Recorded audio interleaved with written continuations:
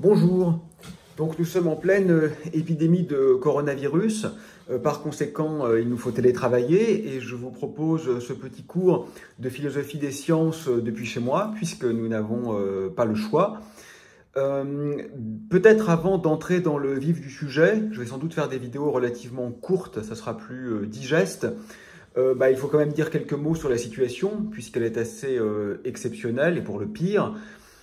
Je dois préciser que nous sommes aujourd'hui le 17 mars, au lendemain du second discours du président de la République, puisque ce que je vais vous dire maintenant a vraisemblablement une durée de vie d'intérêt extraordinairement limitée, étant donné que la situation évolue incroyablement vite. C'est même ce qui caractérise cette crise que de nous placer dans un système extraordinairement instable. Donc ce n'est pas vraiment le cours, c'est une introduction hors cours, pourrais-je dire, avant que nous entrions dans les futures vidéos, dans le cœur du sujet. Alors, il y a quand même beaucoup à dire sur ce qui se passe en ce moment, même s'il serait bien sûr beaucoup trop aisé et même un peu indécent de venir jouer les donneurs de leçons en assénant « nous vous l'avons bien dit ». Bon, ce n'est pas vrai, tout le monde est surpris, il y a quelque chose d'exceptionnel dans la situation actuelle. Mais on peut d'ores et déjà en déduire un certain nombre de fondamentaux qui me paraissent pertinents. D'abord, bien sûr, c'est notre sidérante incapacité anticipatoire. On ne pouvait pas tout prévoir, ça c'est une évidence. En revanche, on a vu ce qui s'est passé en Chine, on a vu ce qui s'est passé en Italie, et nous n'avons pas été manifestement, collectivement, capables d'en tirer les conséquences.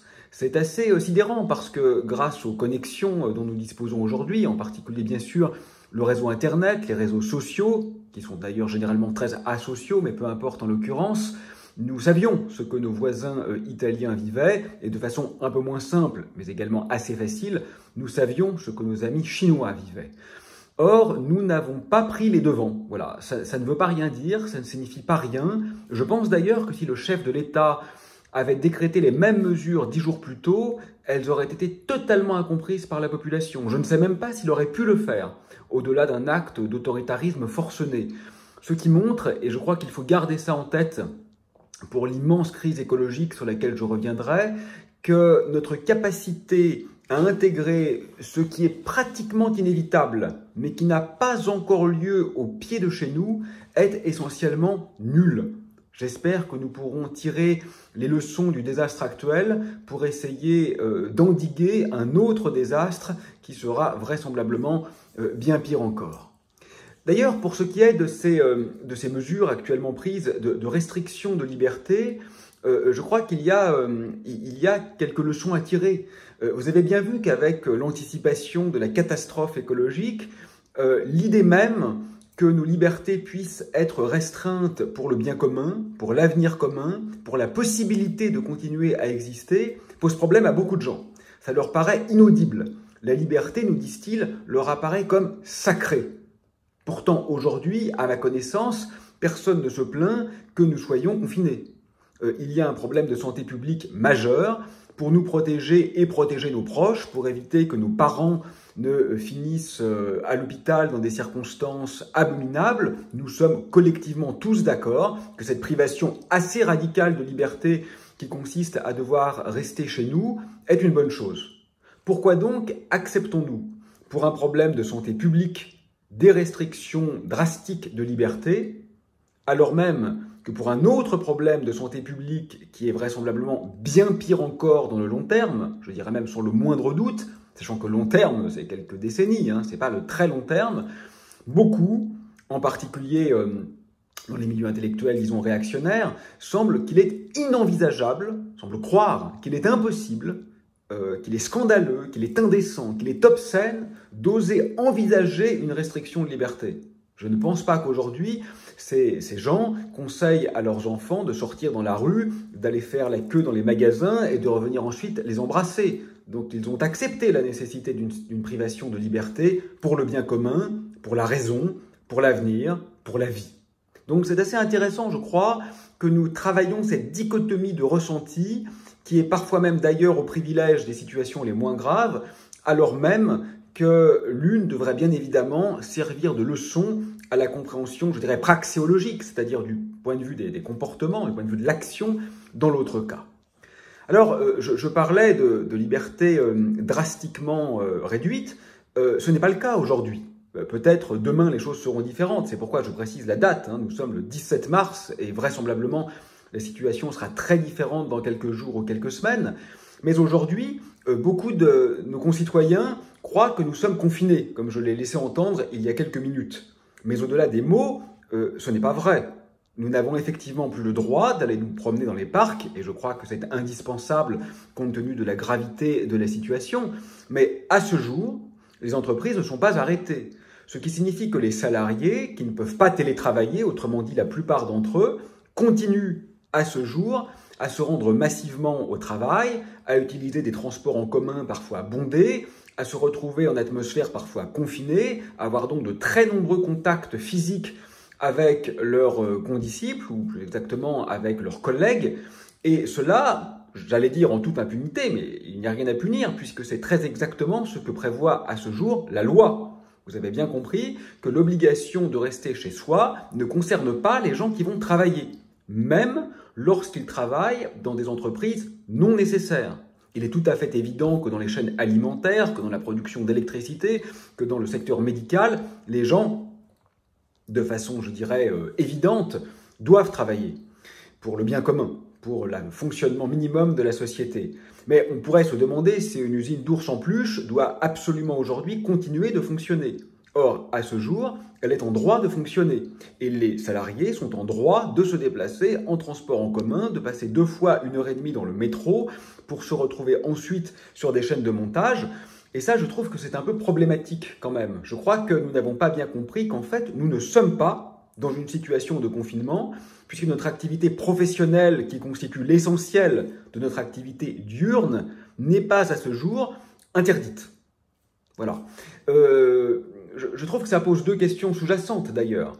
La première, c'est l'extraordinaire injustice sociale de cette situation. Parce que les cadres peuvent télétravailler. Les enseignants-chercheurs, comme moi, peuvent télétravailler. Nous avons cette chance. Mais les ouvriers ne peuvent pas télétravailler.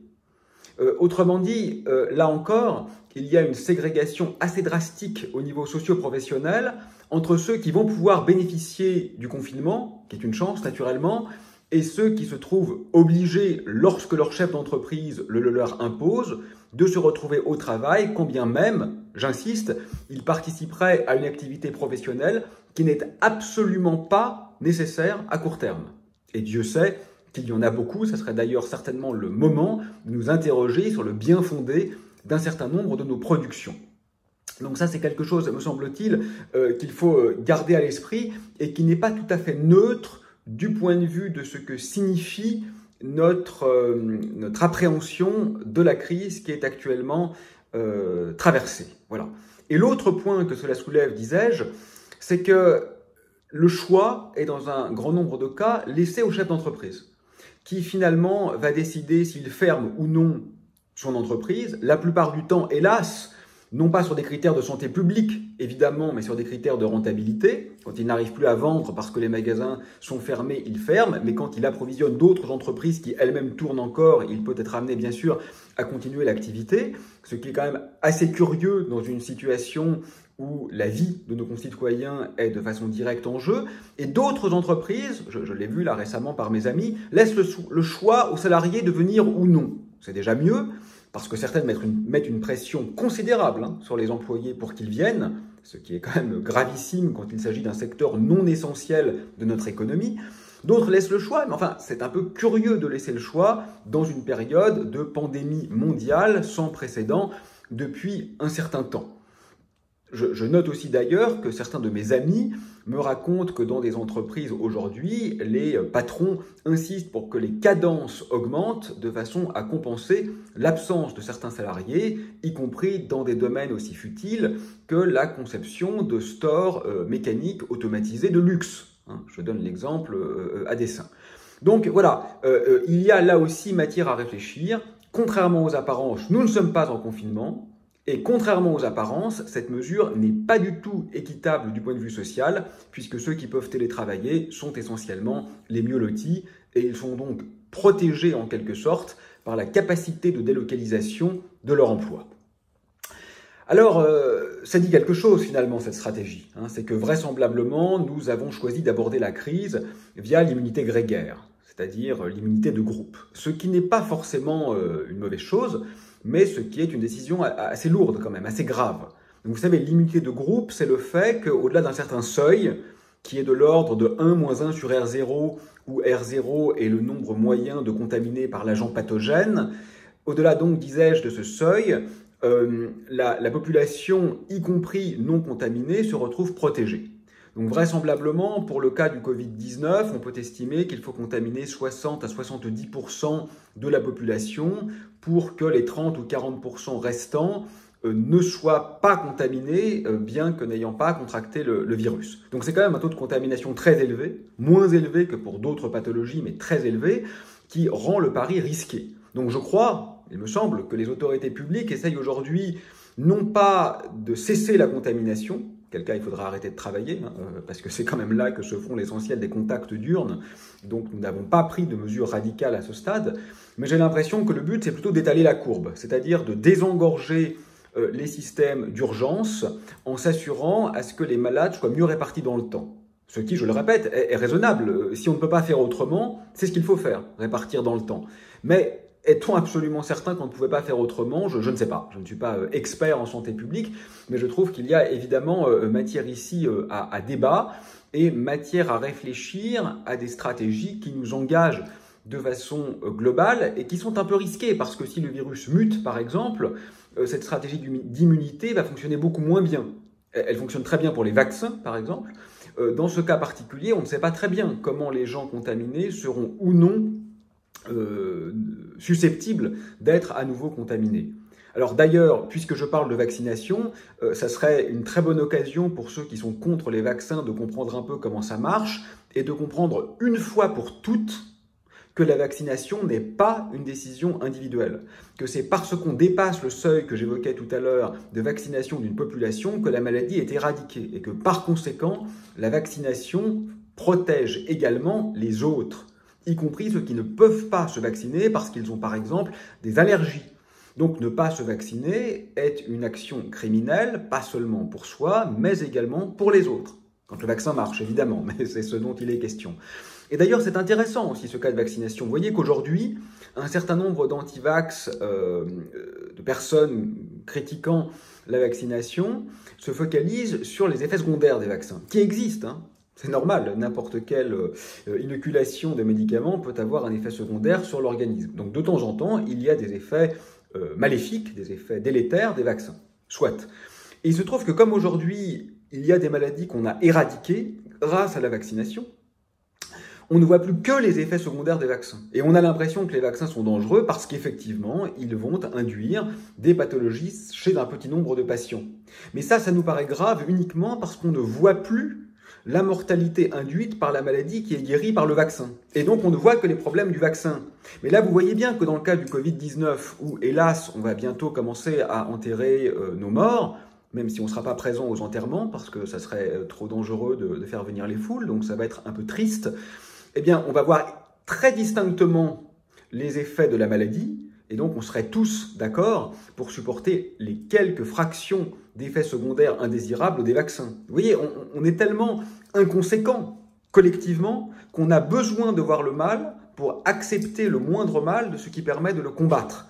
Donc tout ça exige un peu de rationalité et c'est un peu triste finalement de se rendre compte qu'elle est très inégalement partagée. Je me réjouis par exemple de voir aujourd'hui que le gouvernement semble être entouré d'une équipe médicale qui, si ce n'est prend les décisions, au moins le conseille de façon très claire et très écoutée.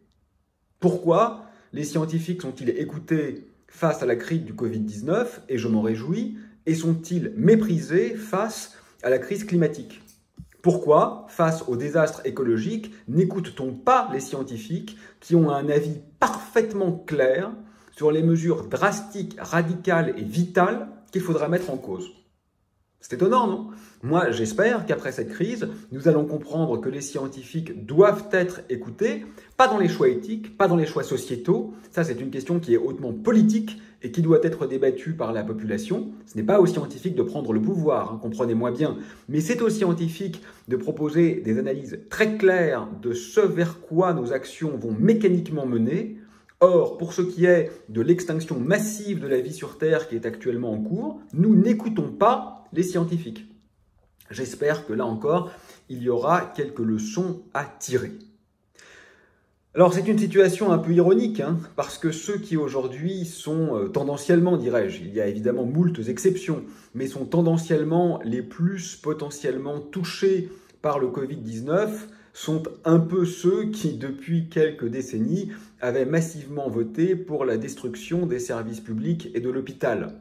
Bon, j'espère qu'ils en profitent pour comprendre que ces choses ne sont pas tout à fait inutiles et qu'il serait peut-être temps de comprendre que la santé publique, que l'éducation des enfants et qu'un certain nombre d'autres disciplines méritent un peu d'attention et donc un peu d'estime, un peu de considération, un peu d'argent et une extraction de cette politique purement gestionnaire qui empêche de travailler correctement. Vous savez, dans les hôpitaux, il y a le problème du nombre de lits, on le voit aujourd'hui de façon drastique, donc il y a le problème des moyens, qui est terrible, mais il y a aussi le problème de l'état d'esprit, il y a le problème d'une vision gestionnaire qui fait qu'on administre en quelque sorte les malades comme les comptes bancaires. Et ça, bien sûr, les médecins le dénoncent, hein, ce n'est pas leur faute. La grande majorité d'entre eux sont en guerre contre cette vision purement libérale, administrative, gestionnaire. On a le pire de tous les mondes de la gestion de l'hôpital public. Je crois que c'est un peu vrai dans beaucoup d'autres domaines, je dirais non seulement des pratiques sociales, mais également des pratiques intellectuelles, où finalement le cœur de ce qui fait sens a été oublié au profit de l'invention d'estimateurs auxquels, bien sûr, le système ensuite se croit en devoir de répondre indépendamment du but fondamental, soigner les gens à l'hôpital ou par exemple produire de la connaissance au CNRS. Le but, c'est pas d'avoir un grand nombre de citations. Le but, c'est de faire des découvertes. Et ça, je crois qu'il va être temps que nous y pensions à nouveau de façon un peu sérieuse. Alors, à mon sens, la crise actuelle, à ce jour, présente deux écueils. Le premier, c'est la suffisance de certains. Ceux qui se croient malins et subversifs en n'écoutant pas les consignes. Ceux qui pensent pouvoir déjouer les recommandations au nom de leur vision plus profondément politique du monde. Ce sont des bouffons, mais ce sont des bouffons dangereux. Soyons bien clairs, la situation sanitaire est dramatique. Dramatique. Écoutez les témoignages des services de réanimation. Nous commençons en Italie déjà depuis quelques semaines, en France depuis en ce moment, disons, à pratiquer une médecine de guerre, c'est-à-dire à choisir qui va vivre et qui va mourir. C'est une situation sanitaire qui est absolument monstrueuse et qui exige, je dirais, un peu de décence.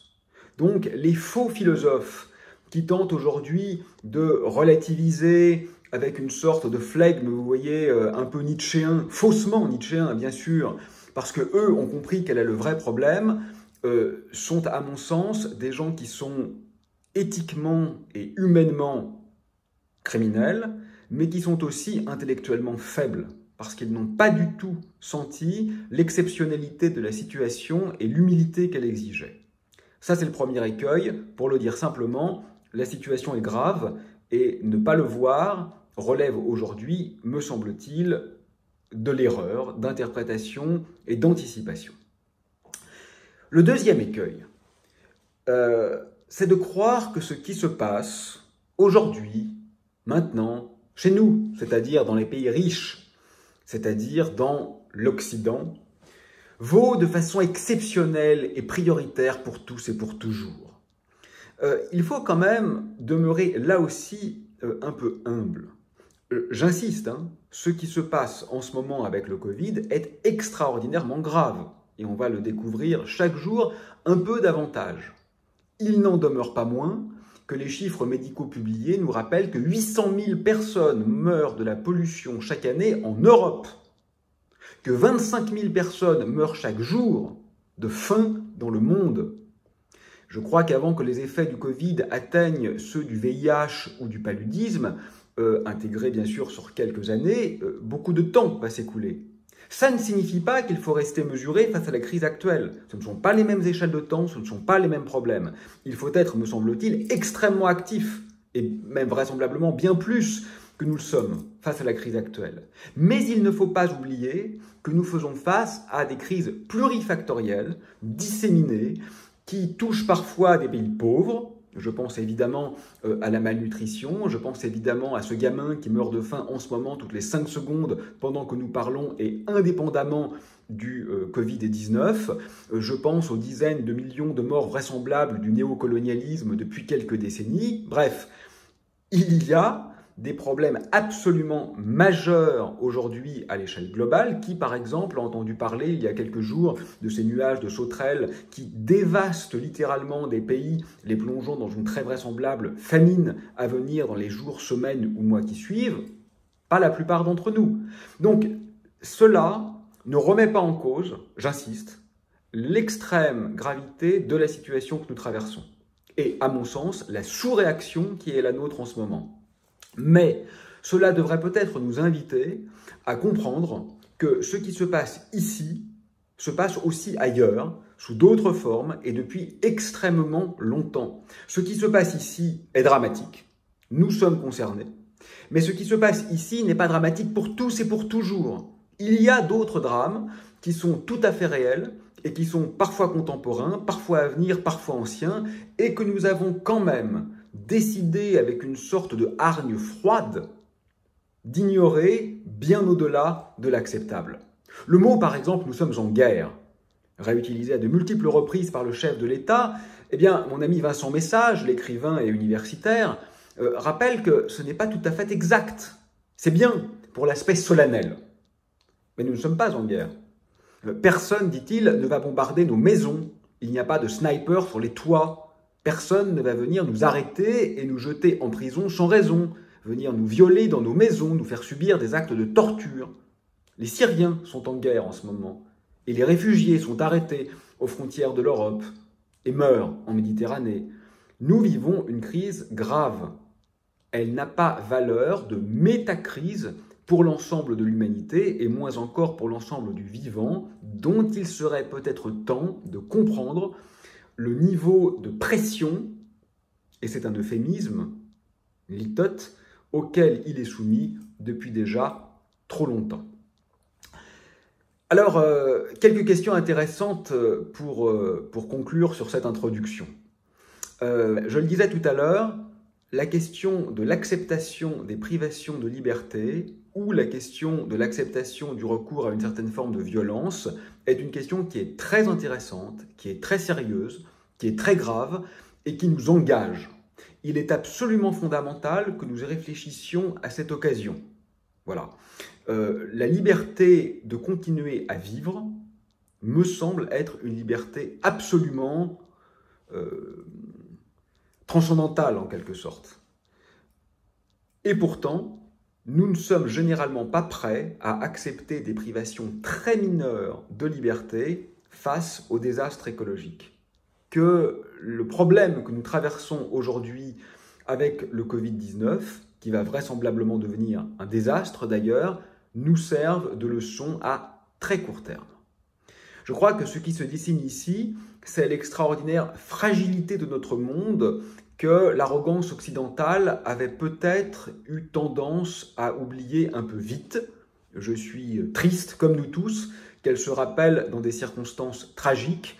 Essayons de faire contre mauvaise fortune bon cœur, c'est-à-dire de tirer les leçons et de voir toutes les fragilités de ces interconnexions, mais surtout de ces relations de dépendance et d'injustice qui nervurent notre système.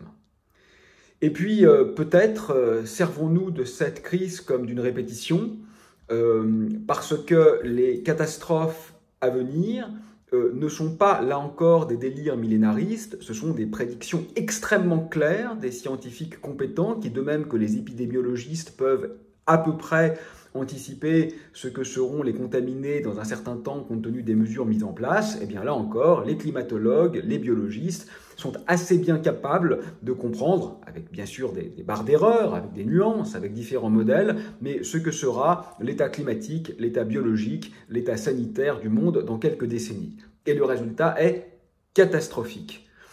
D'ailleurs, il est intéressant de noter que la crise du Covid-19 pourrait être de nature écologique. Nous n'en savons rien, on ne peut pas le prouver, c'est une hypothèse, mais elle est vraisemblable, puisqu'on sait aujourd'hui, de façon presque certaine à ma connaissance, que la recrudescence des pandémies est en grande partie due aux contacts qui sont imposés entre des espèces qui normalement ne se côtoyaient pas, contacts qui sont forcés, dirais-je, d'une part par la fonte des espaces de vie, puisque les animaux n'ont plus de lieu pour vivre, eh bien, ils se retrouvent confinés, mais là, pour le pire, hélas, dans des petites zones qui ne sont pas leurs espaces naturels, favorisant le passage de la barrière des espèces par les agents pathogènes, mais aussi dans les marchés vivants, où notre suralimentation carnée donne lieu également à ce type de transmission.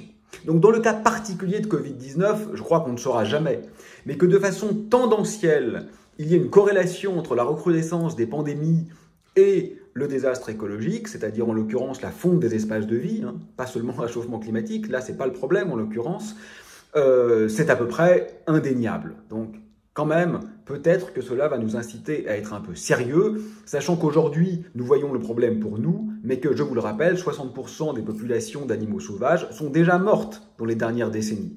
Donc la catastrophe écologique, pour certains, c'est pas seulement une peur de l'avenir, c'est déjà une conséquence de ce qui vient de se passer. Bon, les scientifiques sont clairs, au-delà de 3 degrés d'élévation de température, et je vois mal comment nous pourrions y échapper sur les trajectoires actuelles, ce sera l'instabilité alimentaire généralisée, autrement dit le retour de la famine, y compris dans les pays riches. Là encore, soyons un peu humbles et extrayons-nous du prisme colonial, au sens où la famine, bien sûr, n'avait pas disparu. Elle est même en recrudescence d'ailleurs depuis plusieurs années. Mais elle avait disparu chez nous, elle fera vraisemblablement son retour. Peut-être que maintenant que nous voyons ce qu'est une crise sanitaire, nous commençons à comprendre que ces mots ne sont pas anodins, que ce ne sont pas des paroles en l'air et que ce ne sont pas des choses futiles ou secondaires. On attend aussi à ce type d'élévation de température, des déplacements massifs de population, c'est ce que prévoit l'ONU, je ne réfère là qu'à des analyses sensées, sereines et scientifiques. Eh bien, ces déplacements massifs de population, ça veut dire quoi concrètement? Ça veut dire la guerre. N'imaginez pas qu'on va déplacer 500 millions de personnes dans la joie et la bonne humeur. Bon, c'est ça que nous sommes en train de préparer. Donc là, nous avons une sorte de mini-répétition qui va déjà être très grave, mais qui est ridicule par rapport à ce qui nous attend. Je crois que c'est un peu le dernier avertissement pour savoir si nous avons encore un fond de rationalité en nous. Je crois qu'il faut interroger cette situation de toutes les manières. D'abord, il faut obéir. Obéir aux contraintes de confinement, à mon sens, au-delà de ce qui est proposé. Mais je sais que pour les salariés dont le dirigeant impose de venir travailler, ça va être compliqué de refuser de le faire, puisqu'il y aura évidemment des mesures de rétorsion. Et enfin, dans la mesure du possible, essayons d'être solidaires dans ce geste d'isolement qui va permettre de répartir la pression que nous ferons subir au service de réanimation. Ce n'est pas du tout un détail. Mais au-delà de cette action, il faut penser maintenant. Il faut vraiment, vraiment commencer à penser. N'oubliez pas que dans la branche du vivant qui comporte le plus d'espèces et le plus d'individus, nous avons perdu plus des 2/3 de la biomasse en une seule décennie. Nous sommes, ce n'est pas une peur, c'est un fait, dans une situation d'extinction massive de la vie sur Terre, ou plus exactement d'extermination massive de la vie sur Terre. C'est dramatique pour les animaux, c'est déjà dramatique pour un grand nombre d'humains loin de nos yeux dans les pays riches, ça va devenir dramatique pour nous aussi dans quelques décennies. Il est un peu dommage que nous ayons besoin de subir les choses pour les comprendre, mais enfin, il semble que c'est ainsi que nous fonctionnons. Voilà, donc ça c'était une petite introduction hors cours voilà, pour commencer, parce qu'on est en plein milieu de cette crise. Je vous parle depuis chez moi, là, dans un petit studio où je vis la moitié du temps, qui est minuscule. Et donc, je ne me voyais pas comme ça de commencer en vous parlant de Descartes. Bon, donc on est obligé quand même de référer un peu aux circonstances. On ne parle pas ex nihilo. Donc cette petite introduction enfin, très contextualisée du point de vue de ce qui se passe, mais très décontextualisée du point de vue du cours étant achevée, je reviens vers vous très vite avec un peu de philosophie des sciences.